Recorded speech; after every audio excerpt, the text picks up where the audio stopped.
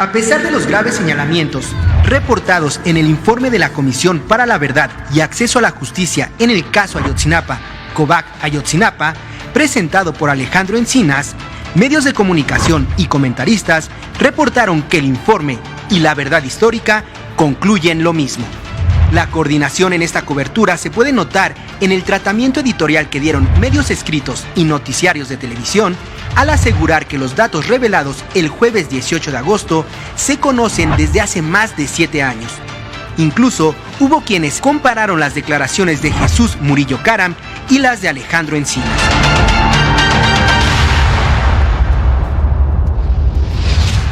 El informe de la COVAC Ayotzinapa tiene sustanciales diferencias con la verdad histórica. Por ejemplo, mientras Murillo Caram aseguró que los estudiantes fueron privados de la libertad, privados de la vida, incinerados y arrojados al río San Juan en ese orden. Esta es la verdad histórica de los hechos.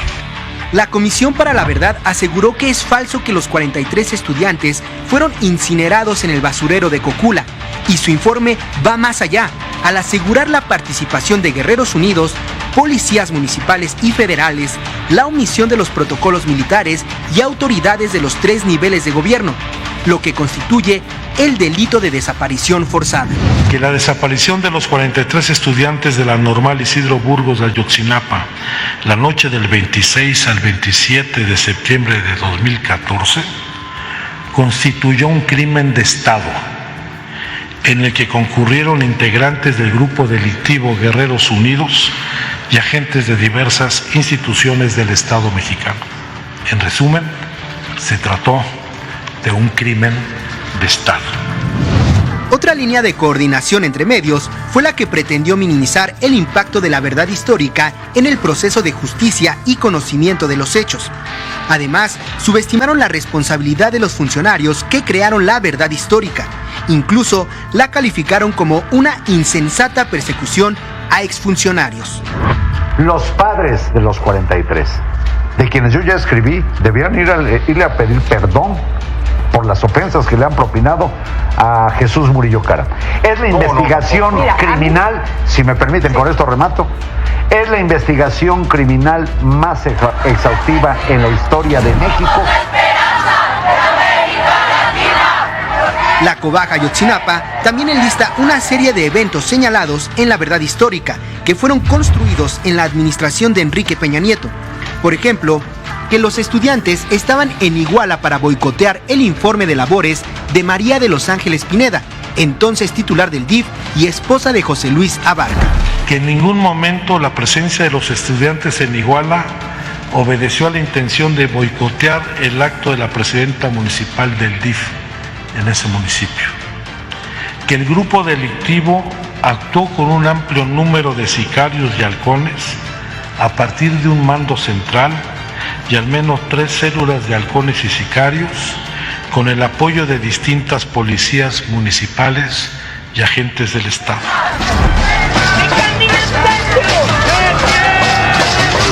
Por último, la coordinación entre medios que más se notó fue la del silencio. Las primeras planas de los principales periódicos nacionales, en su mayoría, ignoraron el informe de la COVAC Ayotzinapa u ofrecieron mínimos espacios. Contrastante con el tratamiento que dieron en 2015 cuando Murillo Caram presentó la verdad histórica. La diferencia más notoria entre la verdad histórica y el informe de COVAC Ayotzinapa es que mientras la primera fue producto de testimonios obtenidos bajo tortura, que pretendía evitar la investigación profunda que permitiera conocer la verdad de los hechos y la procuración de justicia,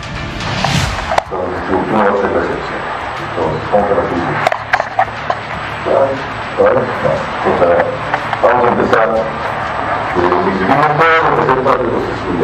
Ahí vamos las cosas. La primera mentira que me dice, se acabó usted y empezamos.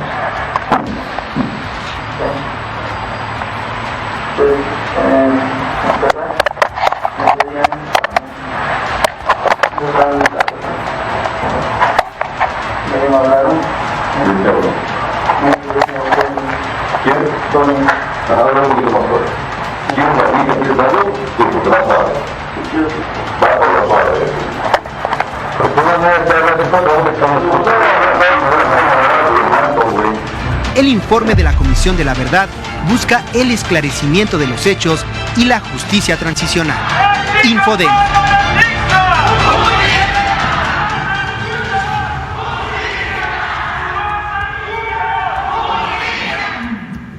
Justicia.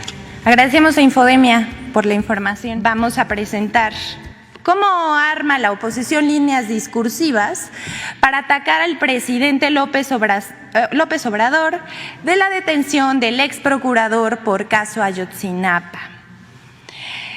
El 19 de agosto, la Fiscalía General de la República detuvo al ex procurador general de la República, Jesús Murillo Caram, acusado de desaparición forzada, tortura y contra la Administración de Justicia en el caso Ayotzinapa ocurrido en septiembre de 2014.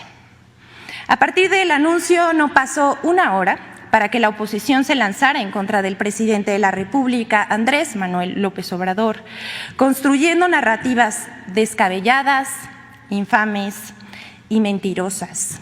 Desde el argumento de que se trató de una decisión política, un acto desesperado, la detención del exprocurador obedecía a presiones políticas e intereses partidistas, que si fue una canallada, que si fue por incompetencia, fracaso, propaganda política, que si fue un montaje, que el señor Murillo Caram es un chivo expiatorio, que se trata de un circo, una cortina de humo o una venganza.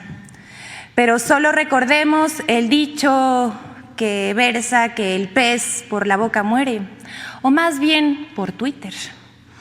Unos hasta se atrevieron a decir que aquel que presuntamente torturó a jóvenes estudiantes y escondió la verdad, imponiendo su verdad histórica, es una víctima, un preso político.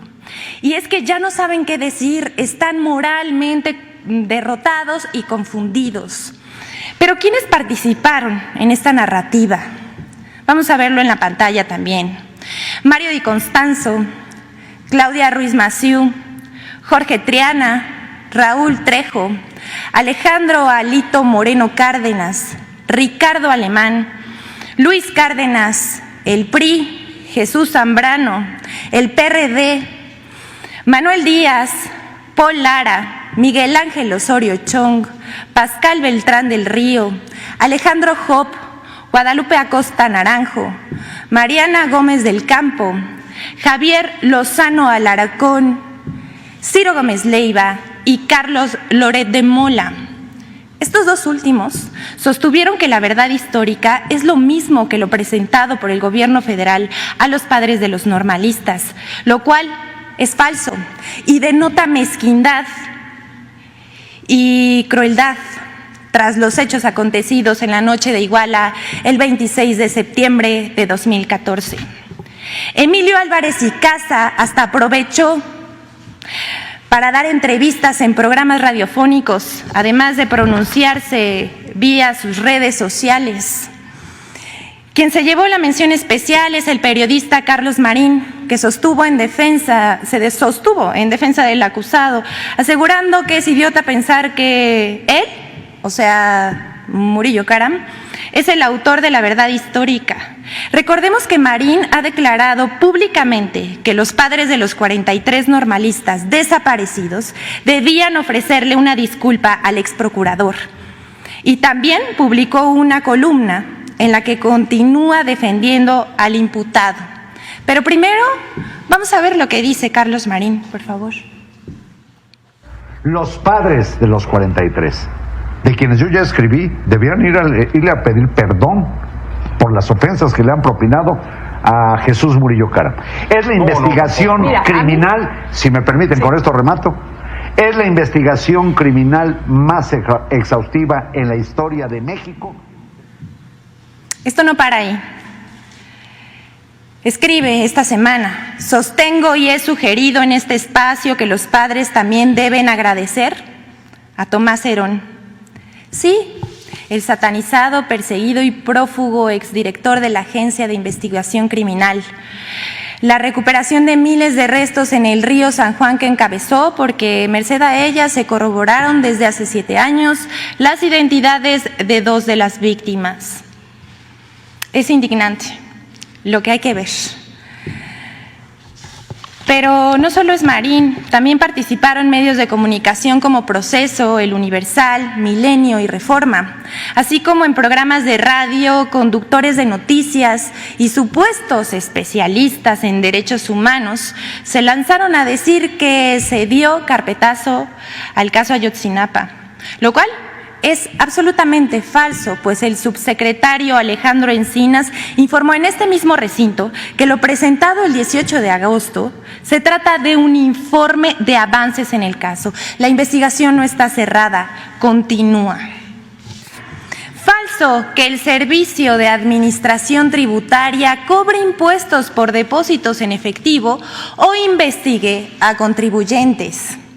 El 14 de agosto, medios como El Financiero, Uno TV, Milenio, Televisa, El Contribuyente, Radio Fórmula, Infobae, el portal Mi Bolsillo, Mi Dinero en Imagen, Ruido en la Red, La Saga, Vanguardia, entre otros, publicaron notas que pretendían crear pánico entre los contribuyentes, arguyendo sanciones e investigaciones por prestar tarjetas de crédito o realizar depósitos en efectivo en cuentas bancarias, así fuese de parte de cónyuges o familiares directos. Incluso, Uno TV inventa que el SAT presumirá ingresos, aunque sean personas no inscritas en el Registro Federal de Contribuyentes o aquellas que, estando obligadas a presentar su declaración anual, han reportado ingresos menores comparados con los gastos superiores al adquirir algún bien mediante tarjetas de crédito. Toda esta información que circuló no solamente en medios de comunicación, sino en redes sociales, es falsa. Al respecto, el Servicio de Administración Tributaria informó que no cobra impuestos por depósitos en efectivo realizados en instituciones bancarias. Es pertinente aclarar que todos aquellos depósitos que se realizan para gastos de padres a hijos o viceversa, pagos por catálogo como cosméticos, utensilios de cocina y del hogar, aceites esenciales, entre otros, tandas o préstamos personales, no se les vigila ni cobra algún tipo de impuesto. Por lo que la información que publicaron los medios ya mencionados es falsa. Sin embargo, como decimos, tuvo su impacto en redes sociales. Pero nos permite informar al pueblo de México. El SAT solo puede investigar al contribuyente que esté bajo un proceso de auditoría, fiscalización o revisión por parte del mismo SAT. Solo en aquellas auditorías que se detectan incongruencias entre gastos e ingresos.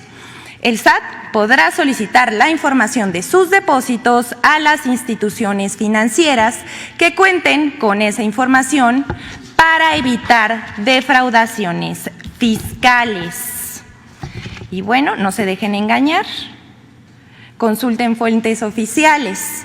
Pero vamos con la siguiente. Destacado columnista económico del Sol de México se atora en un embudo de aseveraciones falsas. Alberto Aguilar, el columnista del Sol de México, publicó el 22 de agosto una pieza titulada "Sigue embudo en Cofepris, 2.600 trámites rezagados, 176 nuevas moléculas y AMIF gestiona", en la que lo mismo critica al IMSS, al ISSSTE, la Secretaría de Salud y funcionarios de gobierno. Aguilar publica que hay rezago en trámites en la Comisión Federal para la Protección contra Riesgos Sanitarios, que existe una parálisis en la atención de trámites y que se ha superado la capacidad y el ritmo resolutivo de la institución. Pero esto no es verdad, es falso. Decimos, la eficiencia en Cofepris es un hecho. Los números que publica Aguilar en El Sol omiten que con la misma cantidad de personal, la Cofepris atendió el mayor número de trámites desde el inicio del sexenio. Por ejemplo, Como resultado del rezago y la corrupción heredada en sexenios pasados, en 2019, de 2.028 trámites ingresados, solo se resolvieron 1.741. En cambio, entre enero y agosto de 2022, se han otorgado 52% más de nuevos registros de medicamentos genéricos respecto al mismo periodo del año anterior, pasando de 160 a 243 autorizaciones. Contrario a lo que afirma Aguilar, los trámites atendidos en 2022 representan un aumento, fíjese bien, del 228% respecto a lo atendido hace 3 años. Pero eso evidentemente no lo va a publicar El Sol, pues la información que publicó es falsa. Ahora bien, el señor Aguilar, ya encarrerado, urge a la COFEPRIS a agilizar la digitalización. Nosotros le respondemos, la comisión ha avanzado en ese sentido de manera contundente y con amplios resultados. A razón de ello, se creó la unidad de dictamen virtual que incorpora 18 personas dictaminadoras especializadas en trámites digitales, quienes en menos de 3 meses ya han resuelto más de 1,000 trámites, lo que representa un hito en la digitalización de la regulación sanitaria en México. La corrupción en las instituciones públicas generaba lentitud en los trámites que actualmente y con resultados se tiene en beneficio de nuestra población.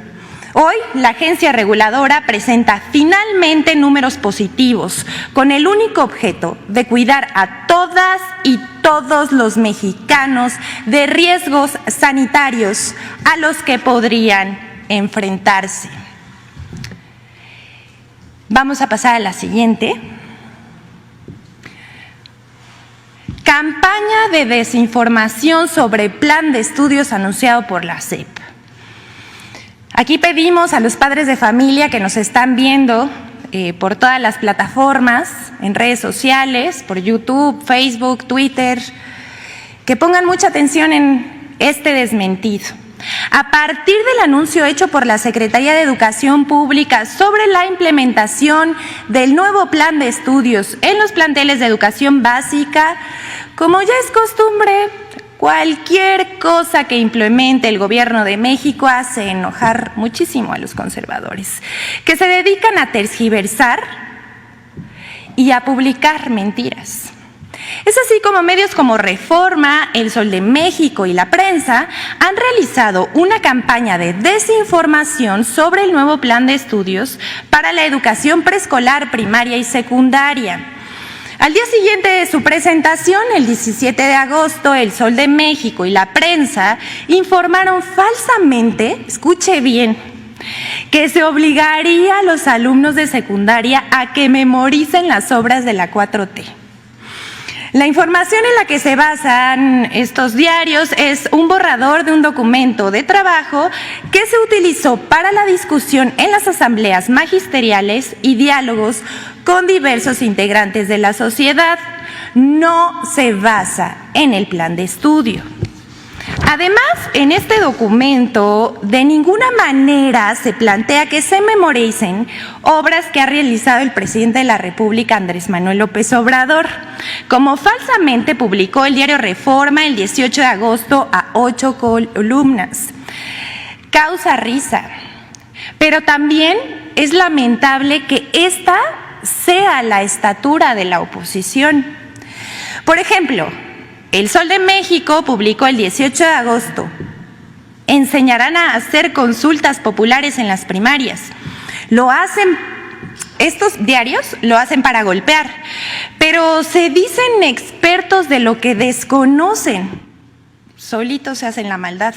Pues esto no es nada nuevo. De hecho, el concepto asamblea está presente en los programas de estudio de educación básica vigentes e incluso en los de las reformas anteriores.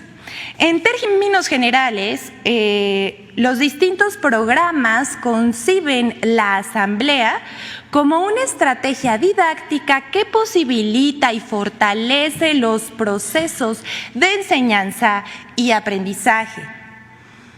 Un día más tarde, porque esto no acaba aquí, un día más tarde, el 19 de agosto, Reforma volvió a falsar la información con la nota publicada en Primera Plana titulada "Va Educación 4T a toda escuela", informando que el nuevo plan educativo ya no será un programa piloto, que se implementaría en los primeros grados de preescolar, primaria y secundaria de todas las escuelas públicas del país. Esto es falso porque el programa piloto se realizará en septiembre en solo 960 escuelas, aproximadamente 30 en cada entidad. Además de la campaña de desinformación emprendida por medios de comunicación, también en redes sociales la oposición se lanzó a desinformar, como pues ya es costumbre. Entre los que destacan Pablo Maluf, los vamos a ver aquí en la pantalla, Denise Dresser escribió sobre el tema en el diario Reforma, Claudio X González, el comentarista de ADN 40 y La Razón, Arturo Adam, el exgobernador de Hidalgo, Francisco Olvera, reproduciendo un artículo de Jesús Silva Herzog, también publicado en el diario Reforma, la directora de México Evalúa, Edna Jaime, Adela Micha, Pedro Ferriz de Con, Marco Cortés y Acción Nacional. Y bueno, como siempre decimos aquí, la lista sigue. Pero aquí lo dejamos para que usted saque sus propias conclusiones. Pero dejar claro que estas no son críticas, son mentiras veladas.